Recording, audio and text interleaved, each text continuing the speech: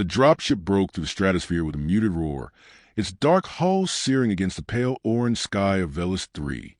Inside, 6 elite soldiers of the Galactic Union lounged in zero-G harnesses, their armor glinting under low cabin lights. They were the apex of 25 star systems, trained assassins, tactical savants, veterans of campaigns that had spanned continents and moons. And yet, in that cramped bay, they laughed. "Did you hear what Commander said?" hissed Veloc, a bipedal reptilian with ridged scales and a scarred mandible. A human sniper. One. Still active, like some ghost story. Yorin, the hulking Archon squad leader, chuckled, his voice like gravel dragged through metal.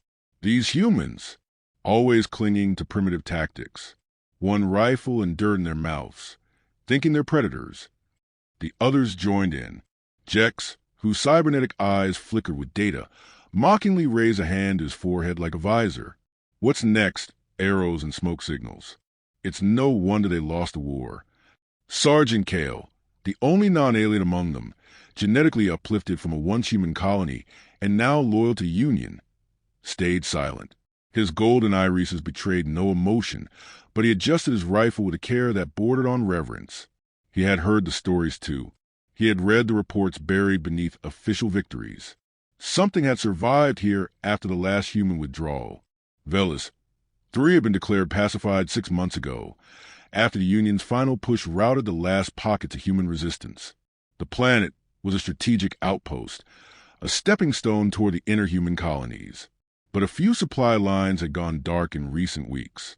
Drones failed to return. Recon teams vanished without distress calls. Union command, naturally, chalked it up to residual environmental hazards.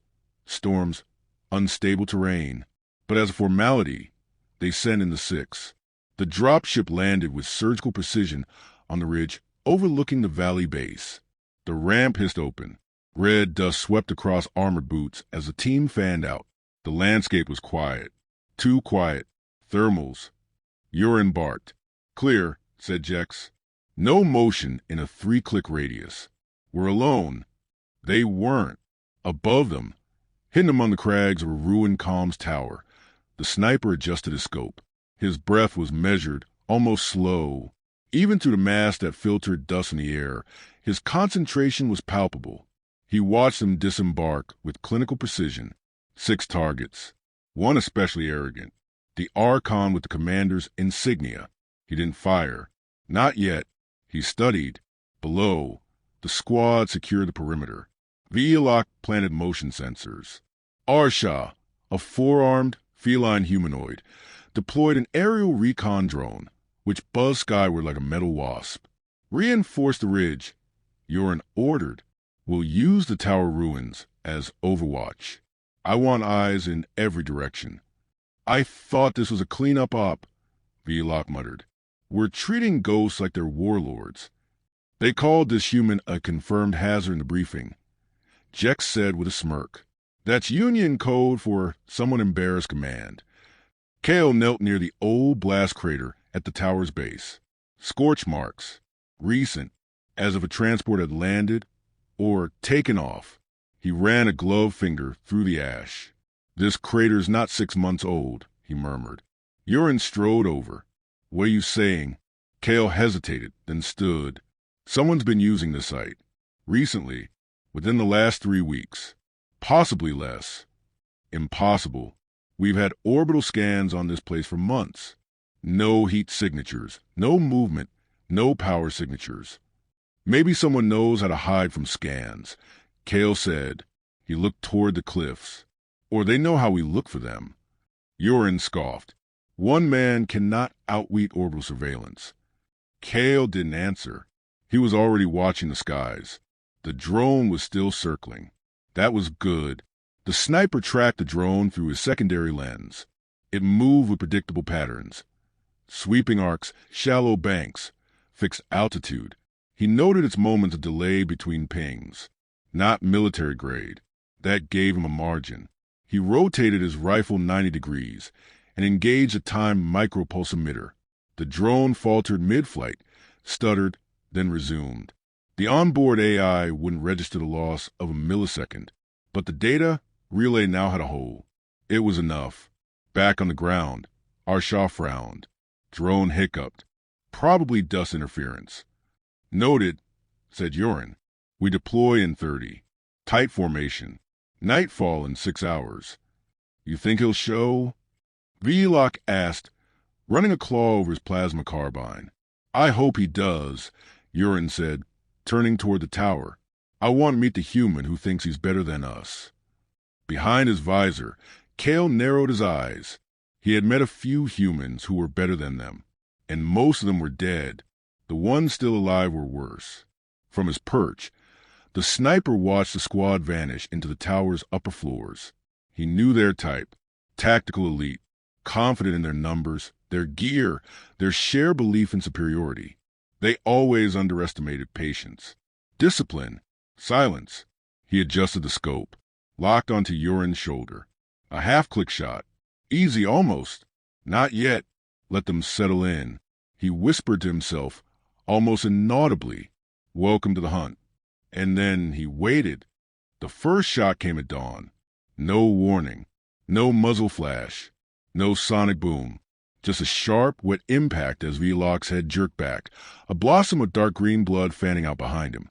His body slumped forward into the dust, his talons still curled around a half-eaten ration bar. For a heartbeat, the squad froze.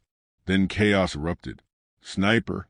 Arshaw hissed, diving for cover behind a fractured support pillar. Her lower arms activated her shielding module, while the upper two clawed for her sidearm. Direction? Urin barked, crouching low and scanning the ridge with his ocular implants. Find the shot vector. Analyzing, Jex muttered, his data lenses flickering. No heat, no reflection, no ballistic trail, nothing. Kale, already behind cover, didn't move. His pulse was steady. His instincts flared, not fear, not surprise, but recognition. That shot hadn't been a kill. It had been a statement. The sniper shifted slightly in his perch. He had calculated the shot in advance. 580 meters crosswind, minor elevation change, Vlock's predictable breakfast habits. 1 target down. 5 to go. He took his time breaking down the rifle, replacing components, erasing micro-traces. They'd be scrambling now, burning energy, breaking formation. Predictable. Back on the ground, the Union squad fanned out. Urin barked orders over encrypted comms, calling for elevated scans, drone sweeps, and triangulation algorithms. But the tower's ruinous geometry worked against them. Lines of sight were broken, vantage points compromised. Their tech gave them information, but not direction. And in that sliver of uncertainty, paranoia bloomed. He's using legacy tactics, Arshaw growled. Her voice clipped as she moved along the second-floor corridor. Thermal dampened, kinetic weapon. No EM flare. A railgun? Jex asked. No. Something older. Pre-energy era. Urin grunted. He's playing at ghosts and shadows. Let's flush him out. They activated flare drones. Dozens of them. Miniature fireflies of light and sound, scattering across the ridge in unpredictable patterns. They threw shadows against every rock and crevice, but none revealed the shooter. Kale tracked their motion with a soldier's detachment. He admired the effort, but it was wasted. This wasn't a game of technology. It was one of patience. Another shot cracked a morning. Jex dropped mid-sentence, a cauterized hole through his neck. His legs twitched as he toppled, data lenses glowing dimly. His armor systems buzzed in confusion before going dark. 2 down. Urin slammed a gauntlet into the nearest wall. He's inside the perimeter. He's not, Kale said, stepping out from behind cover. Urin turned. Explain. Kale's tone was even. He's not moving. He's playing a psychological game. 2 kills clean, no follow-through. He wants us unstable. Mission priority has changed, Urin said, pulling up a tactical map. We locate and neutralize this threat. Use full ordnance. No restraints. Aresh's voice cracked through comms. Then we start the ridge. He must be close enough for manual targeting. I'll take a recon team and sweep. No teams, Kale interrupted. That's what he wants. To divide us. The moment we split, He starts isolating. Yoren's eyes narrowed. You seem to know a lot about how he thinks. I know humans, Kale replied. Real ones, not civilians, not colonial defectors. The old kind, the kind bred for long wars and quiet deaths. He's just a man, Yoren snapped. Kale didn't answer. There were words he could have used, legends, death rate statistics, the whispered codename Ghostlands. But he didn't need to. The truth was revealing itself, one corpse at a time. Above them, the sniper relocated. Slowly, deliberately. He never crossed open ground, never left a trace. His exosuit blended perfectly with the charred metal and rust-stained stone. His mask filtered heat. His rifle bore no serial number, no manufacturer tag. It was a one-of-a-kind relic, built for this one thing. Erasure. He picked his third target. The feline, Arsha. She was methodical, tactical, too smart to break formation, but fast enough to respond poorly under stress. He waited. She moved into his trap, an exposed outcropping she thought was cover. He fired. The shot clipped her shoulder, not fatal, but enough to shatter the bone and rupture her shield generator. She shrieked as sparks burst across her armor. Her limbs convulsed, and she dropped behind cover, gasping, bleeding. Contact, she shouted. I'm hit. Yoren cursed. Kale position? Kale's voice was cold. 70 degrees northeast. Half a click, but don't go after him. I'm not asking for advice, Yoren growled. Kale stepped in his path. If you charge that ridge, he'll drop you before your second foot lands. He's not just shooting. He's measuring. Each response, each tactic were being studied. You're afraid? Yoren accused. I'm alive, Kale said. Yoren pushed past him. I'm ending this. He activated his kinetic shield, leapt from the tower, and sprinted across the scorched clearing toward the ridge. The air crackled around him as his shield distorted space, repelling debris and minor projectiles. He felt invincible. For 10 steps. The sniper watched him come. He calculated the shield's harmonic frequency, adjusted the round velocity and alloy mix, factored wind resistance and armor integrity. He fired. The round pierced the shield just as it cycled its field, a microscopic blind spot in its wave pattern. The slug struck Yoren in the hip joint, shattering bone and collapsing his left leg. He crashed into the dirt with a roar, scrambling for cover as dust swallowed him whole. The squad fell silent. Kale moved to the edge of the tower and stared out across the barren landscape. The sun was climbing now, casting long, accusatory shadows. They weren't the hunters anymore. They were prey, isolated, predictable, arrogant. Behind Kale, Arsha groaned and clutched her arm. Yoren was dragging himself behind cover, cursing into his comms. Jex and Velok were dead. The drone network was useless. The sniper was still out there, watching, waiting. Kale exhaled, slow and steady. The ghost had returned, and it wasn't just vengeance. It was art. Night fell with a silence that felt deliberate, like the planet itself had chosen to hold its breath. The wind curled around broken structures in the ruins, whispering through fractured alloy and scorched stone, but offered no comfort. The remaining 3 members of the squad huddled inside the crumbling tower, shadows thick around them, tension strangling every word. Yoren lay against the wall, teeth clenched against the pain of his shattered leg. His armor's internal med packs had sealed the wound, but the damage was structural, irreparable without field surgery. Still, he barked orders through gritted teeth, holding on to command like a drowning man clutches rope. We're not dying here, he hissed. He's one man, flesh and blood. We will outlast him. Arsha didn't answer. Her shoulder was burned black where the sniper's round had kissed bone. She crouched near the doorway, her 4 arms limp against her sides, breath shallow. The shield generator across her chest was a melted husk. She didn't even bother removing it. Her eyes, feline and usually sharp, stared out into the dark with haunted stillness. Kale was the only one who moved freely. He paced the chamber like a caged animal, every step calculated. He scanned the darkness beyond the tower with a quiet reverence, not searching for movement, but for intent. He knew the sniper was watching them, even now, the same way a lion studies wounded prey before the final pounce. "He's not rushing," Kale said quietly. "He has no need to. Every moment we hesitate, he grows stronger." Yorin scoffed. "What's he waiting for? We're boxed in." "He's not after kills anymore," Kale replied. "He's breaking us, one thought at a time." As if summoned, a soft click echoed from the stairwell. All three froze. A tiny object rolled into the center of the chamber, a disc, matte black, no markings. Kale stepped forward and slowly turned it over. A projection blinked to life, a crude hologram, flickering blue, grainy. It was a face. Human, male, young ones, maybe, but the eyes were hollow. The skin bore the roughened texture of years in harsh climates.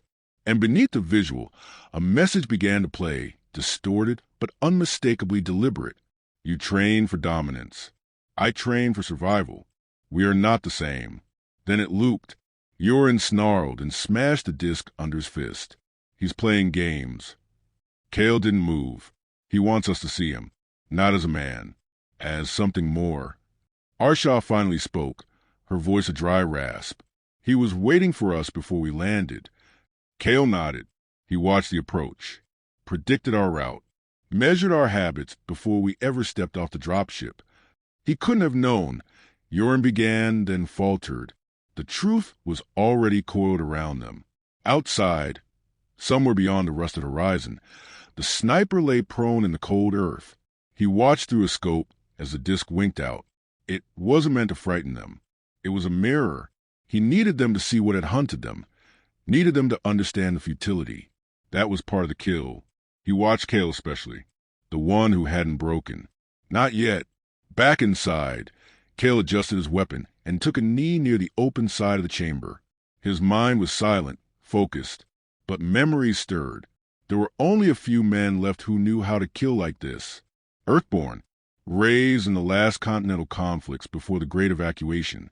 They were ghosts by now, or legends. He'd read a name once. A sniper from Earth's Eurasian dead zones. Deployed alone behind enemy lines for 18 months. Unconfirmed kill count, 212. Mission status, never extracted. Final report classified. The code name was burned into his mind. Ash-9. Kale's voice was low. "I think I know who he is." Yorin glanced over. "You recognize him?" "No, but I recognize his method. It's not just warfare, it's ritual. He's cleansing the battlefield. Every bullet is a sentence. Every delay, a punishment. You're saying he's doing this for philosophy?" "No," Kale said. "For precision." As if to punctuate the thought, another noise rippled through the air. Not a gunshot, but a dull clang.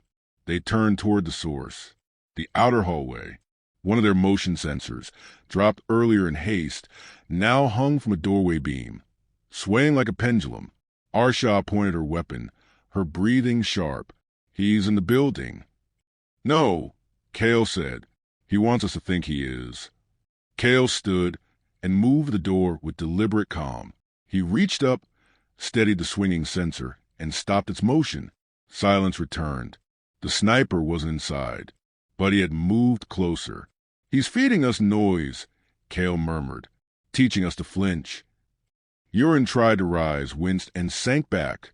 His voice was quieter now. "What do we do?" "We survive the night," Kale replied.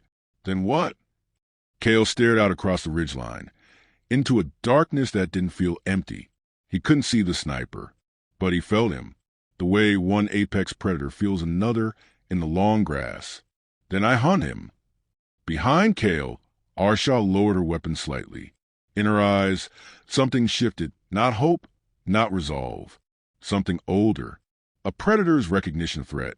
Of legacy. The tower fell still again. Beyond it, in the cold silence, the sniper listened and smiled. The first light of dawn peeled across the horizon, bleeding gray and pale gold across the shattered skyline. In the rubble-strewn valley below, nothing moved, yet tension hung heavy, as if the very ground remembered the violence of the night. Smoke curled from charred spires and broken transport husks, The remnants of pride and miscalculation now claimed by stillness. High in the crumbling tower, Kale watched the rising sun without flinching. He hadn't slept. Rest was a luxury for the dead or the naive. While the others had succumbed to exhaustion or injury, he had remained still, kneeling beside the broken wall with his weapon resting across his lap, not guarding, not planning, listening. Arsha slept fitfully, propped against the tower's inner wall. Her burns had worsened. Her breathing was shallow, arrhythmic. A combat medic would have called her condition terminal, without immediate evac. Yorin, fevered and pale from blood loss, had passed out beside the shattered remains of motion trap he'd rigged with trembling hands. His leg was swollen and discolored, armor cinched around it like a dying tourniquet. Kale stood and stretched slowly, rolling the tension from his neck. The time for defense was over. They were prey in a lion's den, slowly bleeding while the predators circled, patient, clinical. That patience was the greatest threat. It meant the sniper wasn't simply hunting. He was sculpting something greater. A message, etched in kill shots and broken morale. Kale adjusted the straps on his gear and stepped into the light. Yorin stirred, eyes half open. What are you doing? Kale paused at the stairwell. Changing the tempo. You won't find him. I don't need to, Kale said without turning. He's already watching. Kale moved through the skeletal corridors like a specter, deliberately exposing himself. He walked into open frames, left tracks in ash, brushed his fingers across broken panels. He wanted to be seen, not as bait, but as declaration. No stealth, no fear. Half a kilometer away, atop a slanted column of rusted alloy, Ash 9 watched through his scope. The rifle was steady, its muzzle resting on a stone ledge cushioned with torn cloth. The wind whispered across the ridge, but he didn't blink. His target moved with the deliberate pace of someone not merely brave, but resolved. He didn't fire. Instead, Ash 9 dismantled the rifle. One practiced movement after another.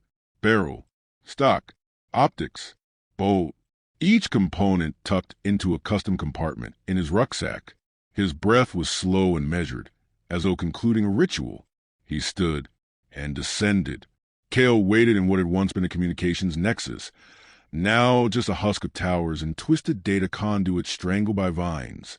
This was the center of the city's bones, where steel met stone and silence reigned. He stood beneath a shattered archway, the skyline behind him awash in light. Footsteps approached, not silent but confident. Kale turned. The man who emerged was lean, wrapped in layered gear that bore no insignia. His mask was slung around his neck, revealing a face deeply lined by wind, sun, and solitude. One eye was cybernetic, a dull red lens panning subtly. The other was human, glacially calm, neither threatening nor at ease. A weapon in the shape of a man. They said nothing at first. Then Ash 9 spoke. You're not like the others. Kale nodded slightly. I didn't come here for a body count. Then what did you come for? To understand what we're really up against. Ash 9 tilted his head. And you think I'm the enemy? No, Kale said. You're the lesson. There was a pause. I watched your squad, Ash 9 said. They deployed with arrogance. Flash. Noise. They died because they mistook supremacy for skill. Kale didn't flinch. They were trained for control. You were trained for collapse. Ash 9 studied him. You're here to kill me? No. Then why burn the beacon? Kale slowly withdrew a small device from his belt, a matte black transmitter with a single green pulse on its face, and let it fall to the ground between them. It's not a trap, Kale said. It's a choice. Ash 9 looked down at the device, then back up. Extraction? Inbound, Kale said. 10 minutes out. You expect me to board? I expect you to decide. Ash 9 stepped closer, just enough for Kale to smell the dry tang of metal and dust on his armor. What would you have me do, soldier? Kale didn't break eye contact. Come back. Not as a weapon. As a warning. Ash 9's cybernetic lens narrowed. To who? To the ones who believe this galaxy can be subdued with firepower and doctrine. You've already defeated the war machines. Now defeat the lie. Silence stretched between them like a drawn bowstring. The wind stirred the dust at their feet. "You think I'm a legend," Ash 9 said finally. "But I'm just what was left when everything else died." Kale offered a faint smile. "Then let them see what's left, before they repeat it." A distant hum stirred the air, low, rhythmic, growing. The dropship. Ash 9 turned his head toward it. The sound had tethered to another world. "I won't be caged," he said. "You won't be," Kale answered. "But if you vanish, they'll forget. And the next generation will die screaming under another sky." The sniper stood still for a long moment, then slowly turned away. "I'll think about it." Kale didn't follow, didn't press. He simply watched. Ash 9 walked back toward the wasteland, each footfall deliberate, measured. He passed a half-collapsed arch, paused only once to glance at the rising sun, then vanished beyond the ridge. Kale returned to the tower in silence. The dropship landed with precision hiss of air and hydraulics. Medics moved swiftly, lifting Yorn and Arshawn to stretchers, their condition stabilized but still precarious. Kale climbed aboard last, armor dulled by soot and battle dust, rifle slung loosely across his shoulder. No one spoke as the vessel lifted skyward, the city's bones receding below, swallowed by haze and distance. Kale sat near the ramp, eyes locked on the horizon. He didn't look back to see if a lone figure stood watching from a ridge. He didn't need to, because the galaxy would remember, and the sniper would not be forgotten.